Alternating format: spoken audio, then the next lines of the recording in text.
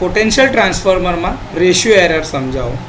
તો કે જે પોટેન્શિયલ ટ્રાન્સફોર્મરમાં પણ કરંટ ટ્રાન્સફોર્મરની જેમ જ બે પ્રકારની એરર આવે છે. એક છે રેશિયો એરર અને બીજી છે ફેઝ એરર.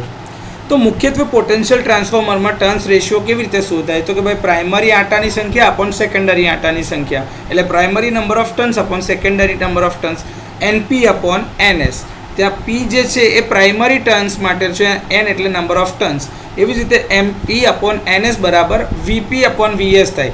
આપણે જાણીએ છીએ ટ્રાન્સફોર્મરનું EMF ઇક્વેશન જે છે, આંટા જે છે, વોલ્ટેજ જે છે જે ઇન્ડ્યુસ થાય છે એ નંબર ઓફ ટર્ન્સના સમપ્રમાણમાં હોય છે, એટલે NP upon NS equals to VP upon VS થઈ શકે.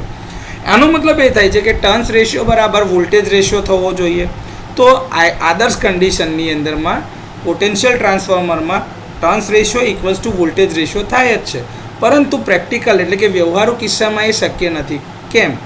કારણ કે પ્રાઇમરી અને સેકન્ડરી વાઇન્ડિંગમાં ઇમ્પિડન્સના કારણે વોલ્ટેજ ડ્રોપ થશે. હવે ટ્રાન્સફોર્મરની પ્રાઇમરીમાં એની મેગ્નેટાઇઝિંગ સર્કિટ પણ છે, જ્યાં પણ થોડો વોલ્ટેજ ડ્રોપ થાય છે, ઇમ્પિડન્સ ડ્રોપ થશે.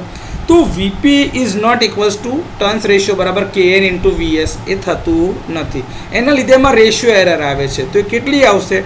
તો કે જે સેકન્ડરી ટ્રાન્સફોર્મ્ડ વોલ્ટેજ હશે KN into VS minus primary voltage upon primary voltage into 100%. એટલે કે પ્રાઇમરીની વોલ્ટેજની સાપેક્ષે 100% ઉપર આવી રીતે રેશિયો એરર શોધાય છે, જેમાં સેકન્ડરી ટ્રાન્સફોર્મ્ડ વોલ્ટેજ લેવાય, કારણ કે PTમાં બંને વોલ્ટેજ એકબીજાથી 180 ડિગ્રી અલગ હોય છે.